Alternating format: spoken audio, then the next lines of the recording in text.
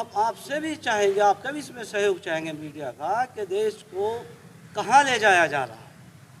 अगर गलत रास्ते पर चलेगा देश और इस तरह के हालात बनाए जाएंगे कि चाहे गोली चलानी पड़ जाए, चाहे मारकाट के हालात बन जाएं, तो ये सब मुल्क के लिए नुकसान की चीज़ है। प्रिंट मीडिया से, इलेक्ट्रॉनिक मीडिया से जितने भी लोग हमारे पत्रकार बंधु आए हैं, मैं शहर काजी देहरादून, मुस्लिम सेवा संगठन, जमात इस्लामी हिंद, जमीयत उलमा हिंद के जो यहाँ कारकुनान मौजूद हैं, उन सब की तरफ से आपका इस्तकबाल करता हूँ और शुक्रिया अदा करता हूँ कि आप इस प्रेस कॉन्फ्रेंस में तशरीफ़ लाए। आज के इस प्रेस कॉन्फ्रेंस का मौजू है हल्द्वानी जल रहा है।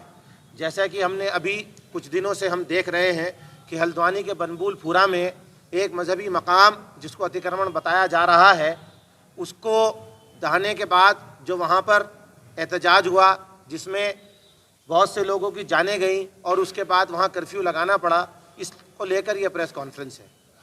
हुकूमत की तरफ से ये जो एक तरफ़ा कार्रवाई एक मखसूस कौम पे हो रही है, हम इसकी पुरज़ोर लफ्ज़ों में मज़म्मत करते हैं और हुकूमत से आज ये भी आपके ज़रिए से डिमांड रखते हैं कि आने वाले दिनों में अगर इसी तरह से हुकूमत की कार्रवाई का डंडा एक तरफ़ा चलता रहा तो कॉन्स्टिट्यूशनल मीन्स में, डेमोक्रेटिक मीन्स में हमको हुकूमत से बात करने पे मजबूर होना पड़ेगा और हम हुकूमत की इस सारी एक तरफ़ा कार्रवाई का कोर्ट के ज़रिए से और हिंदुस्तान के आइन ने जो हमको ताकत दी है उससे हुकूमत का सामना करने के लिए तैयार है।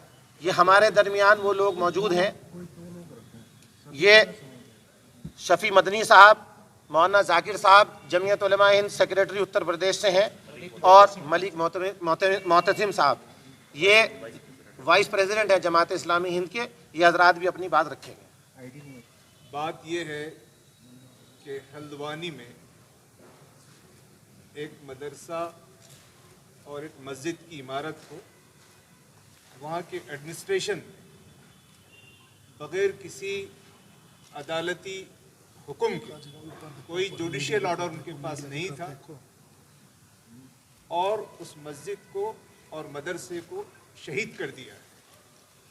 ये जो मदरसे और मस्जिद को शहीद कर देने के सिलसिले में वहाँ के जो लोग हैं वो हाई कोर्ट को गए हुए हैं और हाई कोर्ट ने 14 फरवरी तारीख दी है कि उसमें वो समाअत करेगी, लेकिन 14 फरवरी की तारीख का इंतज़ार किए बगैर 8 फरवरी को डिस्ट्रिक्ट एडमिनिस्ट्रेशन या वहाँ के नगर निगम की दोनों की तालमेल से उस मस्जिद को और मदरसे को ये बताकर कि ये गैर कानूनी, इलीगल, अब इलीगल है या इलीगल नहीं है ये तय करना हाई कोर्ट का काम। हाई कोर्ट में बात नहीं होती, हम सुप्रीम कोर्ट जाते थे। लेकिन उससे नगर निगम ने, हमने उनसे कल पूछा कि अगर कोई ऑर्डर है तो हमको बताएं, लेकिन वो ऑर्डर बताने में नाकाम रहे।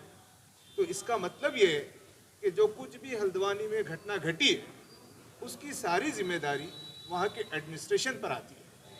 तो ये जो तरीक़ा है ये बहुत मुस्तकबिल में और देश के शहरियों को, आवाम को और मुसलमानों को सख्त नुकसान पहुँचाने के लिए किया गया है।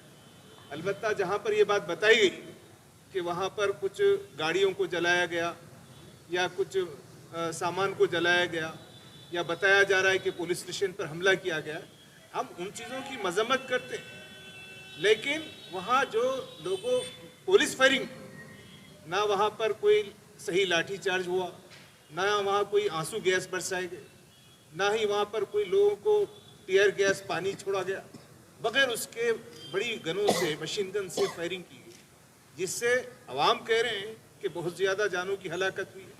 लेकिन एडमिनिस्ट्रेशन ये बात मानता है कि तकरीबन 6 लोगों की वहाँ पे हलाकत हो गई और 250 से ज़्यादा अफराद ज़ख्मी।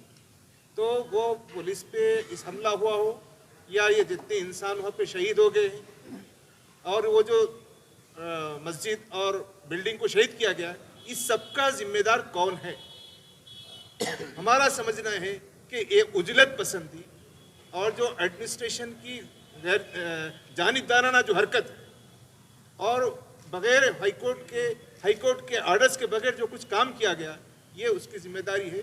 इसलिए वहाँ के जो डिस्ट्रिक्ट एडमिनिस्ट्रेशन को यहाँ की हुकूमत वो फौरी वहाँ के एडमिनिस्ट्रेशन को बरतरफ करे, डिस्ट्रिक्ट एडमिनिस्ट्रेशन। दूसरा, हमारे यहाँ के भाई बता रहे थे, यहाँ मुस्लिम संगठन के लोग बैठे हैं, काजी शहर बैठे हैं, कि एक कई दिनों से चीफ मिनिस्टर से मिलना चाह रहे हैं लेकिन सीएम मुलाकात का मौका नहीं दे रहे।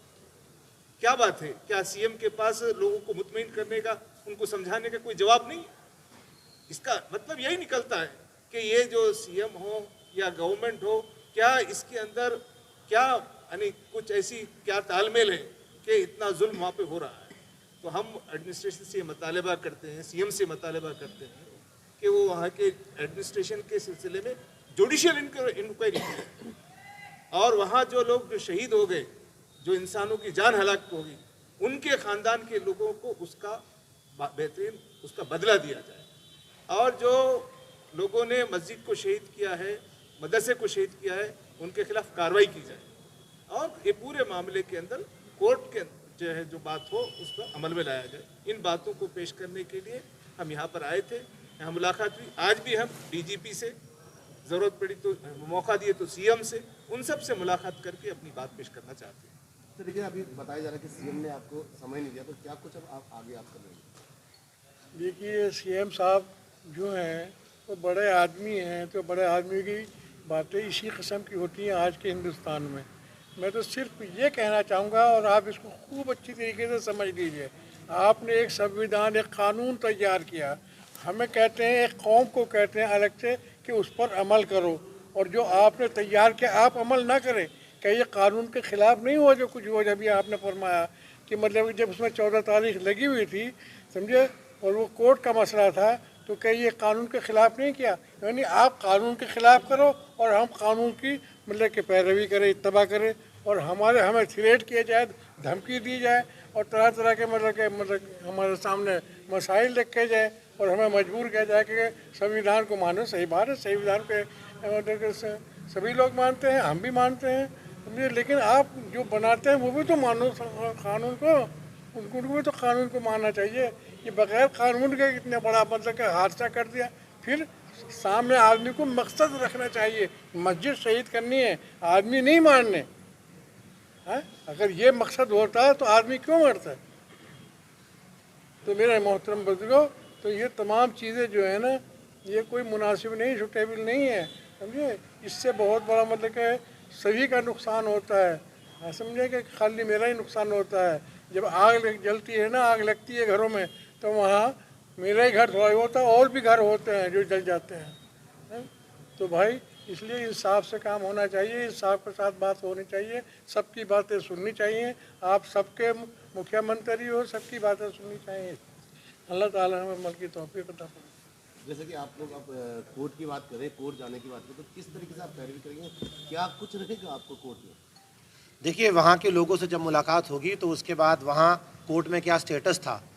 Turn off events, Indian express ने ऐसे रिपोर्ट किया है कि 30 जनवरी को एक नोटिस तामील कराया गया था वहाँ के लोगों को जो मस्जिद और मदरसा चला रहे थे।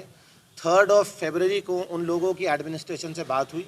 उसके 1-2 दिन के बाद उन्होंने 2007 का कोई हाई कोर्ट का एक डिटेल्ड ऑर्डर दिखाया और वो कोर्ट गए। कोर्ट ने 14 फरवरी ये सुनवाई की तारीख तय की थी और इस बीच में उन लोगों का, ऐसा न्यूज़पेपर ने रिपोर्ट किया है कि उन लोगों की बातचीत हुई एडमिनिस्ट्रेशन से कि अगर 14 तक कोई कंक्लूसिव डिसीजन वहाँ से नहीं आता है तो वो लोग उस मस्जिद या मदरसे को जिसे अतिक्रमण कहा जा रहा है उस पर जो भी कार्रवाई करना चाहे वो कर सकते हैं। इससे ये पता चला कि बहुत उजलत में लिया गया डिसीजन है।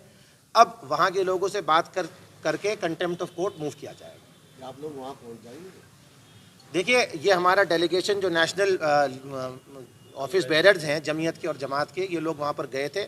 वहाँ के एसडीएम और दूसरे जो कम्पिटेंट ऑफिसर्स हैं उनसे इनकी मुलाकात हुई है और जब वहाँ पर कर्फ्यू खुलेगा और हालात नॉर्मलसी पे होंगे और जनजीवन जो अभी अस्त व्यस्त है वो सामान्य होगा तो हम वहाँ जाकर लोगों से ज़रूर मुलाकात करेंगे और सरकार से बार बार ये अपील करते हैं कि वहाँ शांति व्यवस्था कायम कराने के लिए जो भी स्टेप्स उन्हें लेने पड़े वो लें और वहाँ के लोगों से भी हम अपील करते हैं कि शांति व्यवस्था बनाए रखें। इस समय लॉ एंड ऑर्डर प्रायोरिटी है। देखिए, अगर शायद कोर्ट से कोई ऑर्डर प्राप्त होते तो इस तरह का काम नहीं होना चाहिए था। कोर्ट में स्टे होना और बात है और कोर्ट में कंटेस्ट करना और बात है, जहाँ तक मैं समझता हूँ, क्योंकि अभी मैंने इसका प्रॉपर फाइल और डॉक्यूमेंट्री एविडेंस मेरे पास नहीं आया है, तो ज़्यादा मैं इसमें कुछ कह नहीं पाऊँगा। अभी मोतबर ज़राए से मालूम चल रहा है और न्यूज़पेपर रिपोर्ट से मालूम चल रहा है कि 14 फरवरी कोर्ट में कंटेस्ट करने की डेट थी मस्जिद। हमने एसडीएम से कहा, उन्होंने ये कहा कि नगर निगम जो है वो नगर निगम के पास ये ऑर्डर था। हमने कहा कि आप ऑर्डर की कॉपी दीजिए या ऑर्डर हमको दिखाइए, तो वो न तो ऑर्डर दिखाने की कंडीशन में थे न ऑर्डर की कॉपी देने की कंडीशन में थे। इससे ऐसा लगता है कि ऐसा कोई उनके पास था नहीं। उनको 14 फरवरी, और वो ये भी कह रहे हैं कि हमने इसके पहले 2 दिन पहले बैठकर सारे लोगों से हमने बातचीत की है, चर्चा की है। तो ये सारी चर्चाएं होने के बाद आपको इतनी जल्दी करने की क्या ज़रूरत थी? आप 14 फरवरी तक राह देखते। और इसके बाद ये हुआ है, इतना बड़ा हादसा हुआ है, आप कह रहे हैं अचानक स्पॉन्टियस इतने सारे लोग, जबकि आपने तो ये इत्तला ही नहीं दी थी कि हम डेमोलिश करेंगे। कैसे स्पॉन्टियस इतने सारे लोग इकट्ठा हो गए? तो हमारा शक ये है कि खाली ये नहीं, और लोग भी इसमें शामिल हैं जिन्होंने ये पूरा काम करवाया। और लोगों से मतलब शिकायत स्थानीय लोगों से बाहर की या राज्य से बाहर की? राज्य बाहर के नहीं, अनसोशल जो लोग होते हैं ऐसे शामिल है इसमें, जिन्होंने ये काम करवाया। इसलिए इसकी यानी जुडिशियल जो वो है वो इंक्वायरी होनी चाहिए और सत्य जो है वो बाहर आना चाहिए। इसमें एक इम्पॉर्टेंट बात ये है जो रह गई है कि इसको एक कम्युनल एंगल दिया गया है। वहाँ वो चीज़ जो है उसको भी प्रॉपरली प्रॉप किया जाना चाहिए कि कम्युनल कैसे है। ये तो एडमिनिस्ट्रेशन वहाँ पर काम कर रहा था, मस्जिद को तोड़ा जा रहा था, इसमें कम्युनल एलिमेंट कहाँ से आ गया, ये बहुत इंपॉर्टेंट बात है। दूसरी चीज़ इसके अंदर ये है कि वो मस्जिद 20 साल से ज़्यादा बनी हुई थी, उसका पानी का कनेक्शन भी था, बिजली का कनेक्शन भी था, और वो जो भी कनेक्शन मिलते हैं वो गवर्नमेंट देती है, वो जो है वैसे नहीं मिलते हैं प्राइवेटली। तो वो मस्जिद अगर नज़ूल की ज़मीन पे थी और नज़ूल की ज़मीन पे है सारे का सारा हल्द्वानी बसा हुआ, तो उसमें कोई ऐसी नई बात नहीं है। उसको पर्टिकुलरली जो मस्जिद को टारगेट करके तोड़ा गया है वो एक टारगेटेड जो है एक प्लान्ड और एक टारगेटेड चीज़ थी। इसके बारे में वहाँ पर जुडिशियल इंक्वायरी होनी चाहिए। जो लोग उसके ज़िम्मेदार हैं, जो भी ज़िम्मेदार हैं उस मस्जिद को पानी का कनेक्शन देने वाले और बिजली का कनेक्शन देने वाले और उसको जो है बनवाने वाले, उनके खिलाफ कार्रवाई होनी चाहिए। ऐसा नहीं है कि वो एक दिन के अंदर रात में कुछ चीज़ बन गई। तो ये चीज़ें जो हो रही हैं, जब तक कि इसके साथ में इंसाफ नहीं होगा और उन लोगों के साथ में जिनके साथ में वहाँ पर जो है उनको मारा गया है, सीने में गोली मारी गई है उनके सामने से, ये कहाँ, ये हिंदुस्तान के नागरिक हैं भाई, वो लोग जो हैं उनको सीने में गोली मारेंगे आप लोग? तो ये सब चीज़ें, इसका जब तक कि जुडिशियल प्रॉब नहीं होगा चीज़ें निकल के नहीं आएंगी। सज़ा मिलनी चाहिए उन लोगों को जिन्होंने किया है, और पुलिस के साथ भी जो वहाँ पर वो हुआ है, पत्थर लगे हैं, उनका प्रॉपर इलाज होना चाहिए, उनको जो है पूरी देखभाल की जानी चाहिए, और जिन लोगों का वहाँ पर इस वक्त ज़्यादा इलाज है उनकी पूरी वो होनी चाहिए। जाकिर साहब जमीयत के सेक्रेटरी हैं। वाली जाकिर हुसैन, सेक्रेटरी जमीयत उलमा उत्तर प्रदेश। हल्द्वानी का जो ये हादसा सामने आया है, इसके अलावा देश के कोने कोने में आए दिन जो इंसिडेंट हैं, ये बिल्कुल वाज़ेह करते हैं कि वो लोग जो कानून का पाठ पढ़ रहे हैं, जिनकी जिम्मेदारी है देश के संविधान की रक्षा करना, अदालतों के मान सम्मान को बढ़ाना, वो खुद संविधान को तोड़ने का काम कर रहे हैं। अदालतों को बेअसर किया जा रहा है। कोर्ट 14 तारीख तक कोर्ट का मामला था कि कोर्ट में बात होनी है, उससे पहले इतनी बड़ी कार्रवाई बगैर किसी नोटिस के, बगैर किसी को अफसरान को दिखाने को तैयार नहीं है। उससे अंदाज़ा होता है कि उनके पास शायद कुछ नहीं है। और भी देश के विभिन्न इस तरह के मामले हैं जिनसे ये बात साफ हो रही है कि किसी प्लानिंग और सोच के तहत ना संविधान का पास रखा जा रहा है, ना अदालतों का। तो ये हम आपसे भी चाहेंगे, आपका भी इसमें सहयोग चाहेंगे मीडिया का, कि देश को कहाँ ले जाया जा रहा है। अगर गलत रास्ते पर चलेगा देश और इस तरह के हालात बनाए जाएंगे कि चाहे गोली चलानी पड़ जाए, चाहे मारकाट के हालात बन जाएं, तो ये सब मुल्क के लिए नुकसान की चीज़ है। हमें हर हाल में देश के अंदर अमन व शांति को बाकी रखना ये ज़रूरी है, और इसमें मीडिया का सहयोग ज़रूरी है कि देश के अंदर अमन व शांति कायम हो। सबसे पहला सवाल आज ये है कि हल्द्वानी जल रहा है तो सरकार क्या कर रही है, क्यों अमन शांति क्यों नहीं हो रही है? बेगुनाहों की गिरफ्तारियां न हों, जो लोग मारे गए उनको मुआवजा दिया जाए और उच्च स्तरीय जांच हो कि इसके पीछे क्या प्लान है, ऐसा क्यों हुआ, किस तरीके से हुआ, कैसे हो गया। ये कोई छोटी मोटी घटना नहीं है। उस तरीके से अगर माहौल बनाया गया तो ये बहुत यानी गलत रुख पर बात चली गई। तो ज़रूरी है कि इसकी उच्च स्तरीय जाँच हो और किसी के साथ नाइंसाफ़ी ना हो। सर शासन का ये कहना है कि सामने से पहले पत्थरबाजी हुई, उसके बाद पेट्रोल बम तक फेंके गए। क्या कुछ पत्थरबाजी और पेट्रोल बम फेंकने वाले कौन लोग हैं, इसी को तो कह रहे हैं कि उसकी जांच होनी चाहिए। वो तो कहीं लाज में आएंगे, वो किसी ना किसी तरीके से वो शो होंगे। पेट्रोल बम फेंकने वाले कौन लोग हैं, पत्थरबाजी करने वाले कौन लोग हैं, एक भीड़ है तो उसमें कौन लोग घुसे, कहाँ से हुआ, कैसे हुआ। जिन लोगों ने वो किया बिल्कुल वो सज़ा के मुस्तहिक है, उनको सज़ा होनी चाहिए। और उससे पहले जिन लोगों ने वो माहौल बनाया, प्रशासन से कहाँ चूक हुई है, उसकी वो उच्च स्तरीय जाँच होनी चाहिए।